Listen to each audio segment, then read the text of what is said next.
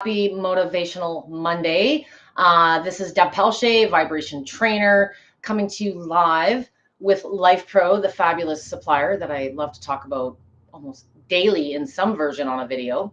Today is a very special day. It is World Parkinson's Day, and there's just like anybody else out there, of course, there are things that you can do if you are dealing with this condition. But Lifepro wanted to bring a little bit of awareness to this condition. Many of you are probably dealing with someone that has a diagnosis of Parkinson's, or maybe it's run in your family. Perhaps you personally are dealing with Parkinson's. So today we wanted to just bring a little bit of awareness to this condition. I love doing the awareness piece and take my expertise and how I fix bodies and conditions and symptoms and just give you some ideas as far as tools and things that you can do that are certainly in complement with a lot of the things you're probably recommended to be doing to manage your symptoms now. So a couple of little stats first about Parkinson's, and then I'm going to get over to some tools and how I would recommend incorporating them. If you are dealing with Parkinson's, if you're caring for someone that's dealing with Parkinson's, I am here to help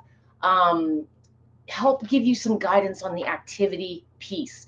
If you are dealing with mobility concerns, balance, there's a number of symptoms and a variation of the severity in those symptoms. But some of the ways that you can use these tools are universal.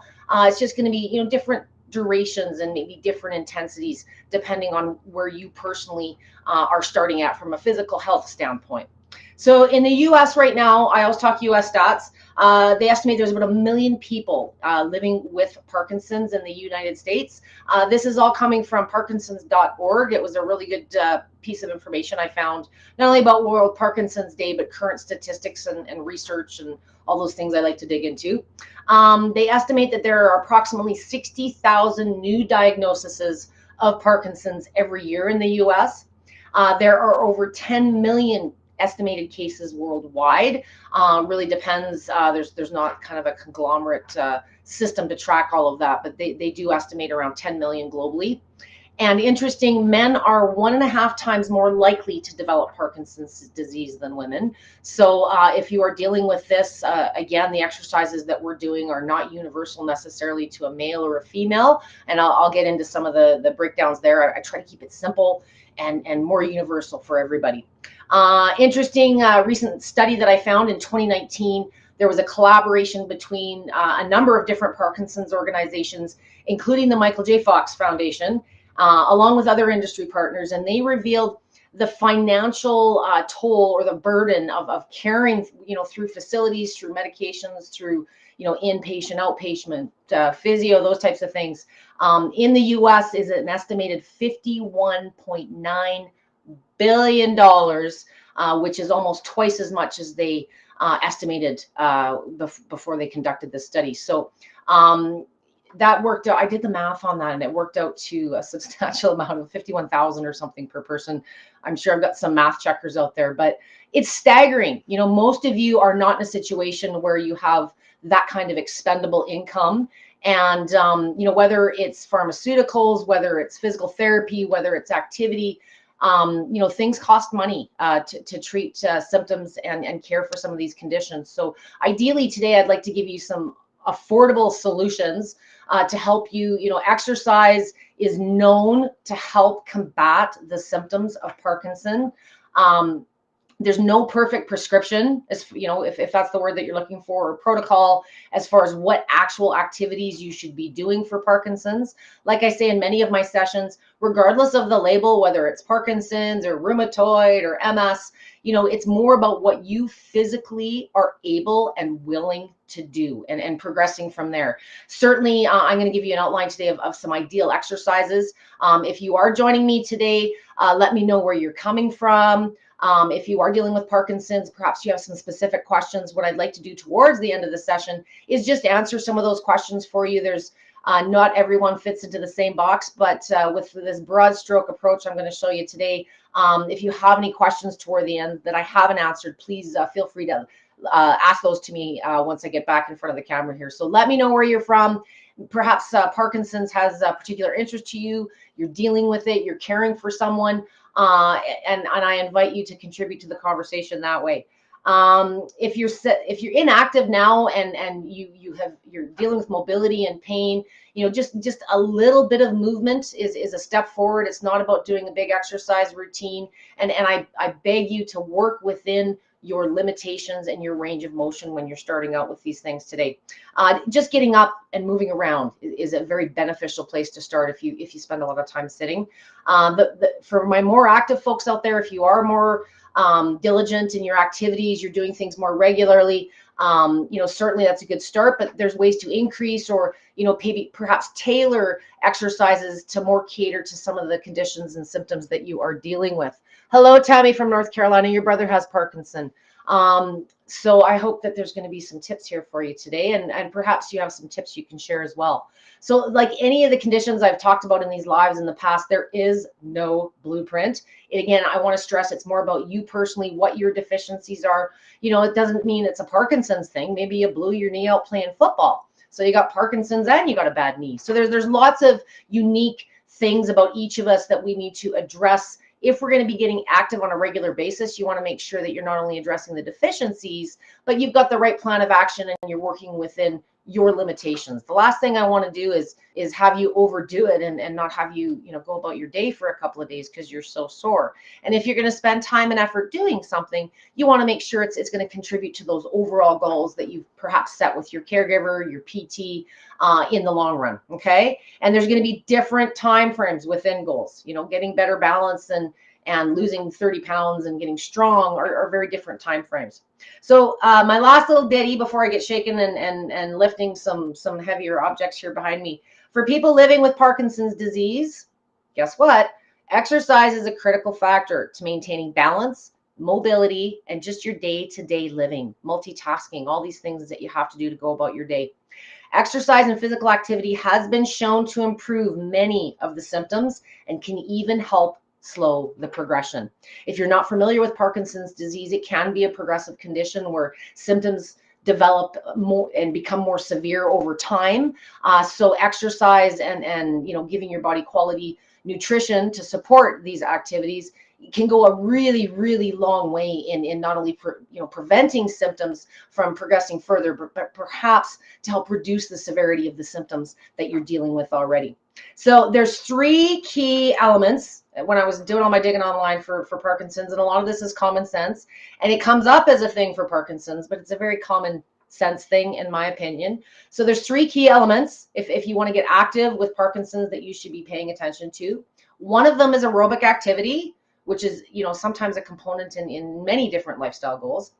Strength training is another big one. Strength tends to deteriorate, especially if we're less active, we're not doing our day-to-day tasks. It's very easy to have the strength and bone density and other things long-term decline.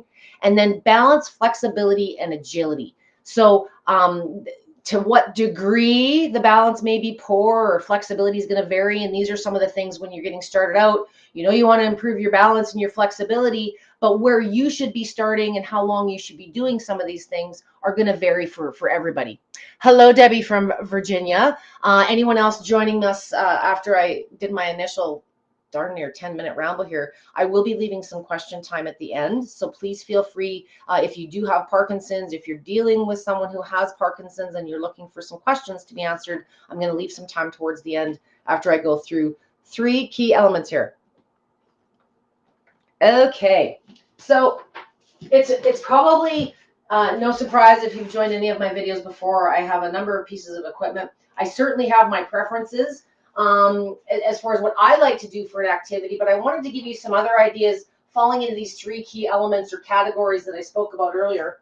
The first one is aerobic. So, sometimes it's nice to have something for purpose. It's a great way to mix things up. And if you're looking at doing this as a preventative piece, of course, I always find a reason to say consistency is the key. So the more regularly that you're doing these activities, the quicker you're going to realize the benefits, the longer those benefits are going to stick around, and the more likely you're going to progress in a positive way. So Lifepro has a couple of different stationary bikes.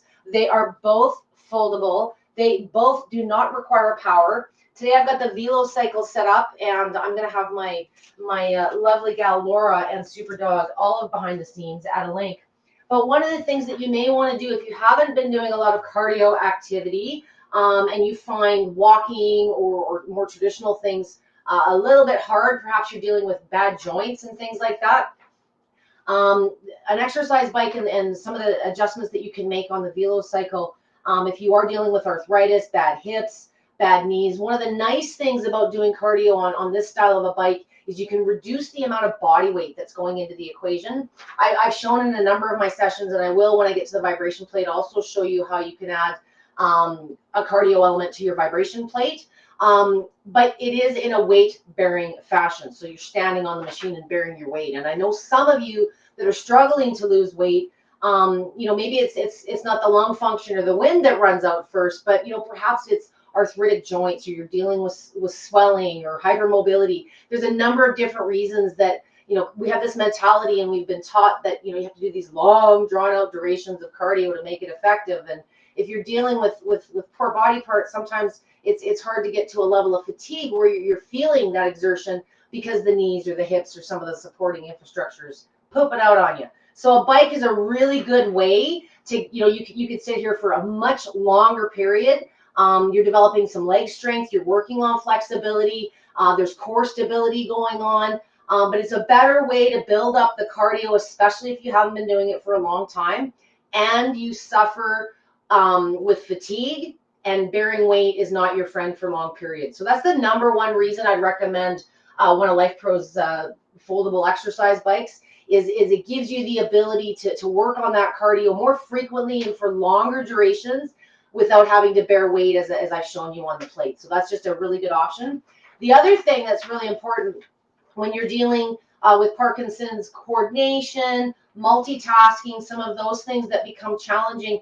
Why in particular I'm showing this bike today over the other bike, which you can see I've got set up there, is it does offer an upper body component. There's a gallop feature. So if you're dealing with poor upper body strength, or you're working on it and you're just not, maybe mobility restricts you from getting down on the ground and doing push-ups and things like that, you can incorporate, and I'm going to drop my notes here, depending on the tension that you've got set on the bike, the gallop feature allows you to add some upper body and some additional core strength and stability to the equation while you're biking.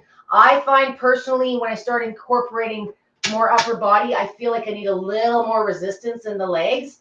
So, if you want to get yourself warmed up, you'll find that your legs are going to last much longer than your upper body, especially for my ladies. So I would suggest with this, if you're starting out, get the legs going, get that heart pumping a little bit, and then add the upper body, kind of finish yourself off in this fashion. And one thing myself and my daughter have been playing with, there's a different shape to these handles. I've had a couple people say, well, where do you hang on to them? Just like when you're doing weights or how you position your hands on the vibration plate, you're going to feel it in different muscle groups depending on where you hang on. If you hang on underneath and pull towards you, you're going to feel it more in the biceps, in the forearms, and more actually in the low back, I find, to a degree. By changing your hand position over top, you're going to feel it in a different area again. So just, depending on your height, you're going to find probably some areas more comfortable than others, but just a nice way to add upper body. You're not taking up a whole lot of real estate, and you can get more of a whole body cardio effect while getting the strength and a little bit of stability and agility going on there too. Okay, so that is option one for aerobic, and it's going to offer some strength. Anytime you're exercising, there's certain natural instincts of the body, the balance, flexibility, some of these things that come into control. And because you're doing more of a whole body exercise, you're probably going to find your fatigue levels are going to be quicker than if you're just riding with the legs. By adding that upper body, it requires more muscle. Your body's going to recruit more calories. You're going to get a little winded a little quicker. I see I have some new faces here. Hello, Facebook user. Thank you everything for Debby. I just got a river 2 weeks ago. I think you mean a waiver, and you probably had an autocorrect. I've been watching your videos to prepare for Arlington outside of Boston. Oh, nice. Yes, if you're just joining us or you missed the first part, I'm going to go through a few more exercise options. If you are dealing with Parkinson's, regardless of what level you're at with your health or your symptoms with this condition, there's a few key elements. The first one I was just talking about was aerobic activity, and I'm going to give you guys some time at the end to blast me with your questions like I always do. So 3 key elements. The first one we just covered is aerobic. The next one is strength training. So agility, or pardon me, aerobic activity, strength training, and then there's also balance, flexibility, and agility. And I've kind of grouped these into 3 categories. There's a new blog up on Lifepro's main page today. If you look, you'll see it's in celebration of bringing awareness to World Parkinson's Day, and these points are outlined in there. So the aerobic activity, the bike is a great option. A little bit of strength going on there as well, so that kind of bumps into the next. There's never just one thing with these products. Isn't that great? But specifically to strength training, I wanted to highlight these. Can you see how it looks like I'm actually touching them? Lifepro has the Power Up dumbbells, and one of the great things about this tool is not only the amount of real estate that it takes up. You can get a whole range of different weights. There's 4 different options. Today I've asked Laura to drop a link to the 15-pound set, and you can change the increments in the weight. So instead of in the old days, like when I grew up doing things like this, you have this big rack with all your weights on them. These are ingenious because on the click, if you're dealing with a condition like Parkinson's and you're not so coordinated and the strength isn't there, I don't want you, your whole exercise being you just changing weights. You're walking over the weight station and you're pooped out already. These make it very, very user-friendly to adjust the increment of the weights that you're doing, and you can incorporate them with some of your other activities as well. So I'm just going to go over to those. This is the 80-pound set. If you think I'm picking this up with one hand, you're dreaming. What I wanted to demonstrate to you today is I'm going to just reduce this to a minimum weight, which means, or actually, you know what? I've got my smaller set over here. Hang on a second. Better not to take that off. Yes. Okay. So I just wanted to show you one of these up close. If you haven't seen these, so on this one, I've got it set. You can see on the number pad, I've got it set to 9. So there's 2 plates on here, and depending on how much weight, this set goes up to 55 pounds. But if you're not doing strength training now, there's a couple of different ways I would suggest. First, outlining what you're trying to strengthen before you get right into it. If you haven't worked with weights, your best friend can be your therapist, or perhaps even working with a trainer at your local gym. Technique is very, very important. If you're going to put all this time and effort into this, develop those good habits early, especially if you don't have a background of using weights. But my favorite way to start adding weights is just by hanging on to them, because I do everything on a darn vibration machine, right? So I like to get as much done as I can in a short period. But the reason I want to partly show you this is one of the big things, of course, that we're dealing with Parkinson's is poor mobility, poor balance, and agility. And just by being in contact with your vibration plate, especially in oscillating mode, your body's always having to stabilize itself. It's always having to keep itself upright from falling over. So balance isn't something you really have to put a whole lot of extra time and effort into. It's kind of a side effect of using your vibration plate. But for strength, if you're not dealing with a lot of strength, usually it's the legs in particular. If you're finding when you get up out of your chair, you're having to use your hands, you can't just use your legs on your own. That sometimes is a strength thing, sometimes it's a stability thing. But just by adding, 5-10 pounds to your standing positions, if you're doing this type of exercise, just for lymph and relaxation, a lot of you are doing this now, but by adding a little bit of weight, you're increasing your body's overall mass. You're making it work a little bit harder, and slowly you're going to chip away at that strength piece. So this is a very basic way to start. I'm going to progress into a little bit more challenge for those of you who are ready for it. If you're not doing squats now, the very first exercise I recommend you start working on is a squat. It's my probably top used exercise position for everything, but especially in a vibration plate, what I want you to do is just focus. And I just sort of hold the click weight in my hand, and I'm resting it on my thighs. It's just so it's a comfortable grip. It shouldn't be challenging for you. And you're sort of getting ready to sit down in a chair. So I'm not all the way in that chair. I'm about halfway down, and I'm just holding still. But you'll feel transitioning from this standing upright position where you're wobbling side to side and it feels good, and bending to here. All of that movement, all those little micro movements the plate is generating is suppressed now. We've pushed it into those thighs. That's what's holding us up. Those are the muscles required to keep us in this position, the glutes, the hips, all those things that make us stronger getting up out of this chair. So if fatigue is a concern, we're fearful for standing, but we can stand without too much trouble. Another way that you could really ramp this up, the progression after that would be, instead of just squatting and standing on the plate, is to stand up out of a chair onto the plate. So let's be functional. Let's start mimicking that thing you probably do 50 times a day, getting up out of your chair, getting up off of the couch, getting up out of the car. All those things that overall, with a little bit of better leg strength and stability, is going to make you function and just have a better day ahead of you. More, a little less, what's the word I'm looking for here? More mobility, more coordination, better multitasking skills. And here's what I don't want you worrying about your legs not holding and supporting you. So we're just going to keep this here. If you do need stability, I wouldn't recommend doing this with the weight yet. If you can't stand up without supporting yourself, you're not ready for the weight yet, and just practice this without the weight. For today, we're going to use the weight, and we're just going to slowly stand up just to about that mid squat position. We're going to hold it, maybe 3 to 5 seconds, or if you start feeling like you have to stop, I want you to sit back down. Okay?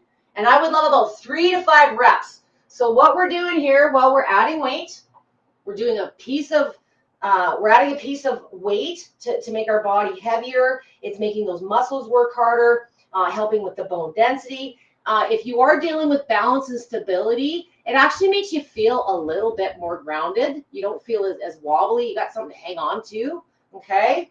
And then again, when you're feeling fatigued, we're just sitting back down. And if part of what I'm trying to do here is trick you. It takes a little bit of coordination to hang on to this and stand up. And if I talk just enough, hopefully that'll distract you, and you've done this 3 to 4 times already. So that's just it seems like a very basic exercise, but it's very, very functional. It's going to do a lot of benefit, especially below the waist, for that strength and stability that you want to maintain and build in the long run. The next progression from there would be incorporating more weight, or going deeper into your positions. So work that range of motion. See how I'm almost at chair level? The way that I've got it set up, I'm not actually sitting on the chair. It just looks that I am. But this is kind of like standing position. This is that mid-range, down. Now to get back to the first key element of Parkinson's idea, things that you should be doing when you have Parkinson's. I did talk about aerobic activity on the machine. Slow dynamic movement is a really easy way to get more aerobic effect if you're working with just a vibration plate. So if you don't have a bike, everybody should have a bike. But if you don't have a bike and you're just working with a vibration plate, there's so much more you can do with this tool. But you got to be think outside the box. What would it do to get my heart? What would it take to get my heart rate up? Maybe some dynamic motion with the arms too, right? So there's all kinds of ways you can get that heart rate up while you're getting your strength and your balance and your stability. Okay, so let me stick this back. So again, just to recap some points before I get to my last point. So 3 key elements when you're dealing with Parkinson's, because we know exercise is a critical factor. So aerobic activity is important. Strength training is ultimately, something that it sounds horrible to say strength training, but you want to build up your strength. You want to stay strong. Doesn't mean that you're, going to the gym and lifting weights all the time, but there's simple ways in that home environment that you're comfortable with. And if you're doing it at home on a regular basis, that consistency piece that I like to nag about is there too. So the very last little piece I want to feature, of course, is the vibration machine. Now, I know we've been playing for it a little bit, but one of the big things I want to point out are the benefits associated to these key elements, which is the balance, flexibility, and agility.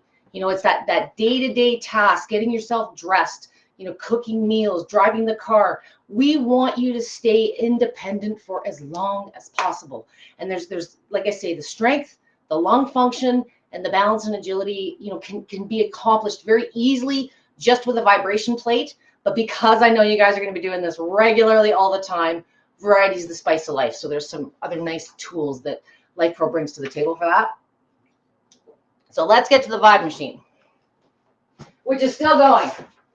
So as I was doing earlier with the weight, if you are dealing with fatigue, weakness, you've had recent surgery, you've got problems in general, and bearing your weight for long periods is a challenge. Invest in a good stool, something that's got you at a good 90-degree angle. And if fear is a factor, which it very commonly is when you're not used to using a vibration plate and you have poor balance and stability, just put your feet on it like I'm doing right now. It doesn't seem like I'm really doing a whole lot, but you're getting a lot of relaxation to the lower legs, circulation, lymph. You know, this would be a great warm-up for other activities. Maybe you're going for some therapy or a walk. So, you know, it's just a really good way to get to know your plate, see how it feels. And I assure you, once you've had a couple of sessions and your body kind of just knows how this feels and what it's used to, the fear will dissipate. And all that a machine is an environment. So any of the exercises, if you are dealing with a diagnosis of Parkinson's and you have an outlined program of exercises that you're to be following, this is just an environment. You can do those exercises or stretches or whatever it is that's been outlined for you to make those exercises more effective, reduce the amount of time that you spend doing them, and it can also be used as an enhancement to other activities or therapies that you're doing as well. It's the ultimate complement. So where the balance and the flexibility and agility comes in, I want to show you my favorite hack. So we're going to do this standing position. Typically when you're dealing with poor balance, you think you're going to do like balanced positions and balance exercises, but because we're standing on something that's challenging our balance to a degree anyways, anytime you're standing on the plate in the oscillating mode, your body's stabilizing itself. It may not in the standing position feel like it's doing a lot of work, but on the subconscious level, it's keeping you stable and upright from falling this way or that way or whichever way. So if you are dealing with poor balance, I suggest you having a stool in front of you or someone working with you, your hand on a wall, and instead of doing any big fancy balance exercises, the quickest hack I can give you is to simply close your eyes from time to time when you're doing your positions, any of your standing positions. So all you're going to do is you're going to close your eyes for like 3 to 5 seconds, and you'll feel that proprioception kick in, like you're wobbling all over, and then you open your eyes. We're very reliant on our sight, and when we don't have it, you know, the balance of proprioception kicks in a very different way. There's lots of, you know, one-legged fancy exercises and things I could show you, but I have found just simply closing your eyes for periods throughout your exercises is a really easy add-on without extra positions and time, and it challenges your body in a very different way. You feel the position in a very different way. So I want to show you a variation to that one. If you're feeling, when you're standing with your eyes closed, if you're feeling fairly stable and fairly comfortable, I'm going to challenge you. The next progression would be to move around a little bit while you're doing it. So your eyes are closed, and I want you to try a pelvic tilt. So tilt the bum forward, backward, and you may start wobbling all over at this point, or do little circles. Just do little subtle things. Maybe you're putting your arms out in front of you. Maybe you're putting them out to the side. You know, just do little things and get comfortable with keeping those eyes closed. And then, you know, once you feel stable from there, you know, maybe you do start progressing to some single leg exercises, or perhaps, you know, you just start trying whatever you're supposed to be doing on your outlined exercises. So if you're having a little bit of a spook while you're using the plate, and then some of the exercises and stretches are not comfortable, that would be a clue that maybe you do need to focus on the balance a little bit. I want to show you one piece particularly for the flexibility. Usually when you're dealing with Parkinson's, there's a lot of range of motion that we notice we lose in the legs, and some of it is due to the sitting, some of it is due to the declined strength. So I want to give you 2 very quick variations depending on where you're dealing as far as your flexibility. But the easiest way to start is I want to show you how to stretch your hamstrings. So what I'll have you do on your vibration plate is turn half degree sideways, so you're facing the lengthways of the platform and the controls are on the left or the right of you.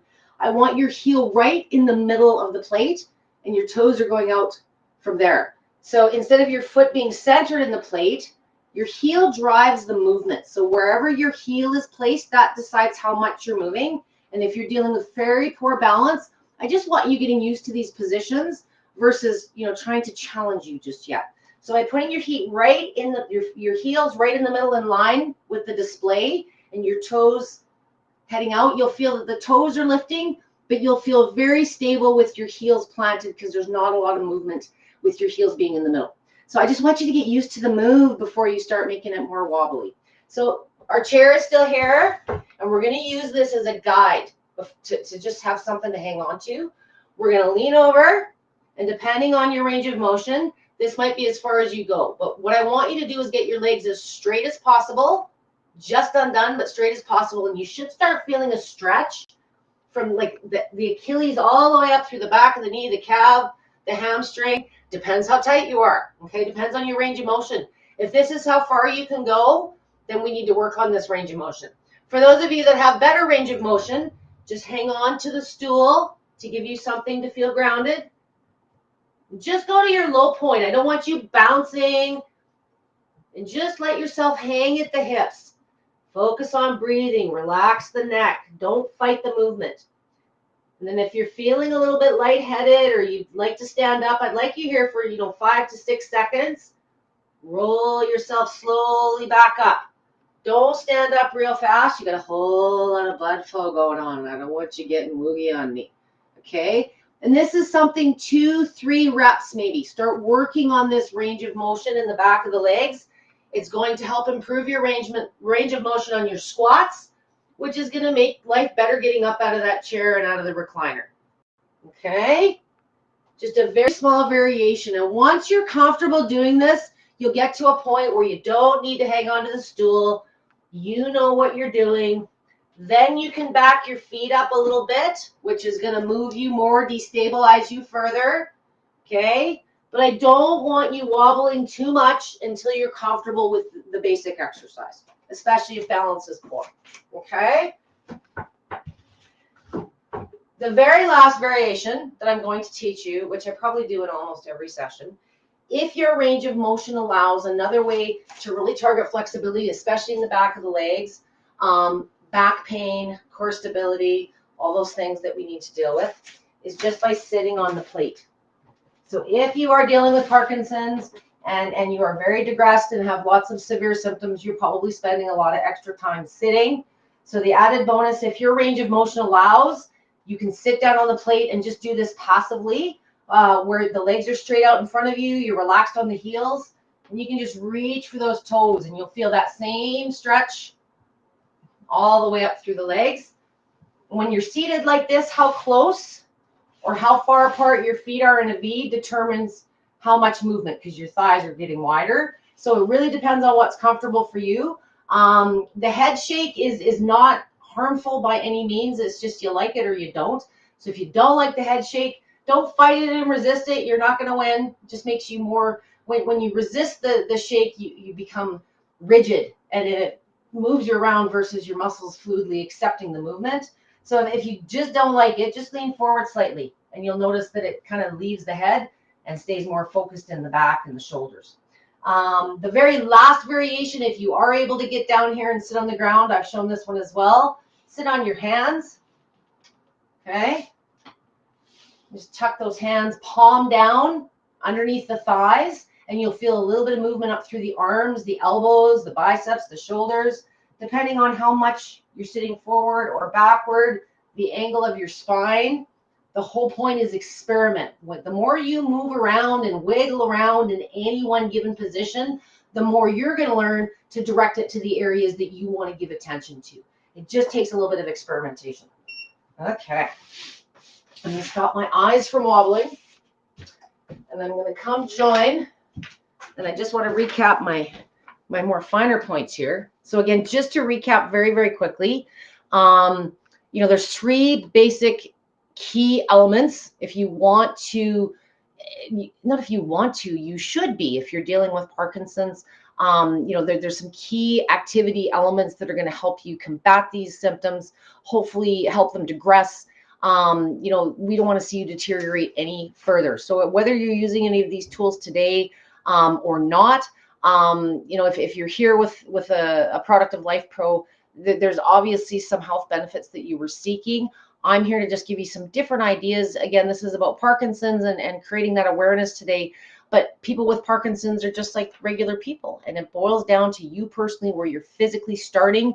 Many of you are dealing with more than one condition, or as I said earlier, maybe you've just got an old sports injury. So recognize the body that you're dealing with, be realistic in your starting point, but start. If you've got Lifepro tools at home and it's just sitting in the corner collecting dust, we're here to help motivate you and light a fire under you. And the biggest way that I can help you is to try and keep it simple and just nag you a lot to remind you that consistency is the key. If you're struggling with where to get started and you're fearful, by all means, reach out to myself personally or any of the folks here at Lifepro. We're here to help you bridge that gap. And that first step can sometimes be a little bit steeper than once you get moving. And we know that the hardest part about anything is just getting started. So with that in mind, I will end my lecture. Again, the key 3 things, if you're looking to get active, and you should be getting active with Parkinson's, and this is probably a general lifestyle advice thing more than anything, is aerobic activity is a really important ingredient. Strength training, and I've showed you a couple of different ways between the bike, the weights, and the vibration plate. Most of the things you're doing with Lifepro are going to offer outside of the strictly the wellness tools, but there's lots of ways that you can develop your strength. And then balance, flexibility, and agility. So you're going to get those again with any of these tools.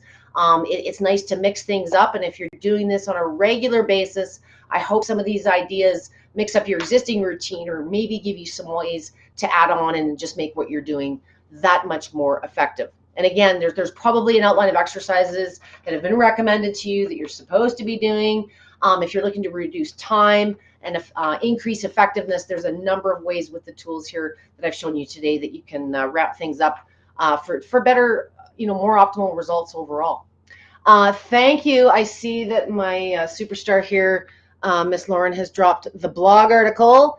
And what else am I going to say? So the VList, yeah, so I wanted her to drop these links here so you guys have a little bit of an idea. If you haven't seen all of these products through some of the product demos, they're very, very simple to use and apply to any situation. Of course, a lot of the things I like to teach you is to give you that empowerment at home. You're going to be not more successful, but you're certainly, my thing is the success comes with regular use. And, it's often for some of these things just easier to get into that daily routine at home than physically going somewhere to do it. Socially and for the accountability piece, that's certainly nice. But sometimes if you are dealing with mobility or long travel distance and costs, that's sometimes why the regularity doesn't happen so much. So find something that inspires you to get you moving. I don't care how you get moving, just start. And of course, anything you choose from Lifepro comes with a lifetime warranty. So, need I say more? I don't know if I have any more questions or if I've talked to everybody to sleep at this point, but I wish you all a fantastic Monday. And if you are dealing with Parkinson's, there's some information in the blog. Today is very much about awareness and recognizing there are a number of people dealing with this condition, but there's many, many ways that you can empower yourself with some of these tools. And, your self-care can change today. These are just some ideas to help you do that. So I thank you for joining me today. I look forward to seeing you next Monday for IBS Awareness Day. So if anybody's got issues with the tummy, the digestion, we're going to be talking many related things next Monday. And if you have any questions for today, and you're seeing the recorded version of this, if you have any questions specific to Parkinson's, I absolutely recommend checking out the blog today, or drop us a note here, and I'd be happy to answer if I can answer those questions for you. Thank you guys so much for showing up. Have a great rest of your day, and don't work too hard. Thanks so much. Have a